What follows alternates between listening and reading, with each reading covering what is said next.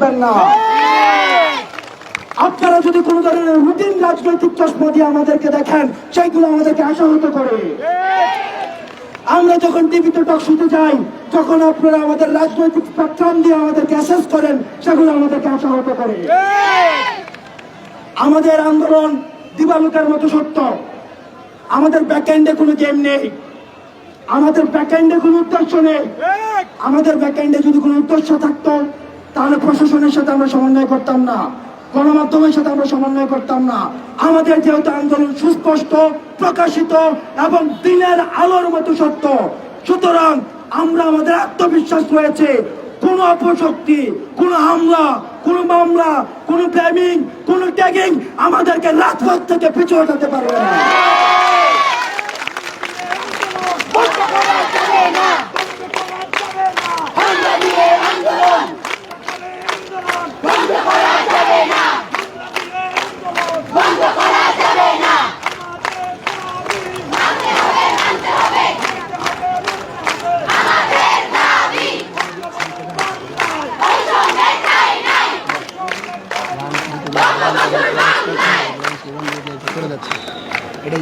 দেখুন, আমরা অসুস্থ হচ্ছি, আমাদের একজন একজন করে যদি ধরে নিয়ে যায়, আমরা বিশ্বাস করি আপনারা প্রত্যেকটি এক একটি দুর্গ হয়ে স্টেট মেকানিজমের বিরুদ্ধে অবস্থান নেবেন।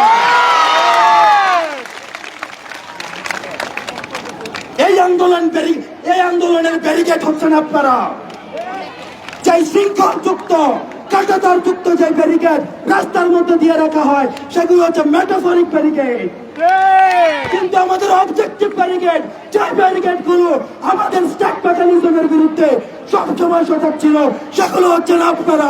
আমরা উন্মুক্ত বাল দিয়ে আমরা সেই ব্যারিকেডকে দখল করে আমরা নির্বাহী বিভাগ থেকে আমাদের দাবি আদায় করে ফিরবো। ওই ঘটনা মেধা, ঘটনা মেধা, অপস্ন সংগ্রাম, দালালিনা রাজপথ, দালালিনা রাজপথ, অপস্ন সংগ্রাম, দালালিনা রাজপথ, ঘটনা মেধা, ঘটনা মেধা, ঘটনা মেধা, ঘটনা মেধা, ঘটনা মেধা। আমরা সতর্ক করতে চাই, এই আন্দোলনের কারণে আমাদের কোন ভাই বোনকে, কোন শিক্ষার্থীকে যদি ভয়ভীতি দেখানো হয়, তার দাঁত ভাঙা জবাব দেওয়া হবে, তার দায়ভার প্রশাসনকে নিতে হবে। যে পড়াশোনার ক্ষতি হচ্ছে, এর দায়ভার একাডেমিক কম্পেনসেশন দিতে হবে।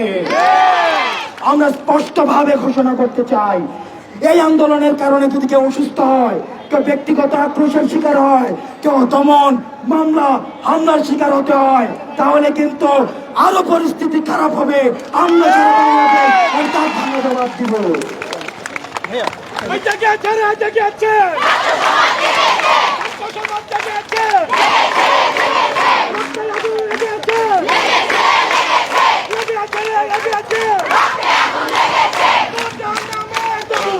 দর্শক, অল্প কিছু সময় আগে হাইকোর্টের আপিল বিভাগের একটি রায় হয়েছে, যেখানে প্রধান বিচারপতি বলেছেন 1 মাসের জন্য, অর্থাৎ আগামী 7 জুলাই পর্যন্ত 2018 সালে যে চাকরিতে কোটা পদ্ধতি স্থগিত করা হয়েছে সেটি পুনর্গঠন এবং আগামী 7 জুলাই আবার নতুন করে এই রায় ঘোষণা করা হবে। তবে সাধারণ শিক্ষার্থীদেরকে প্রধান বিচারপতি ওবায়দুল হাসান তিনি অনুরোধ করেছেন ক্লাসে ফিরে যেতে। তবে সাধারণ শিক্ষার্থীরা যেটি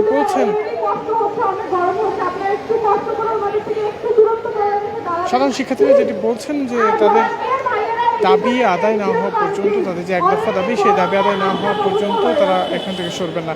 এই ছিল মূলত এখন পর্যন্ত শিক্ষার্থীদের যে দাবি, সেই দাবির সর্বশেষ পরিস্থিতি। ধন্যবাদ সকলকে।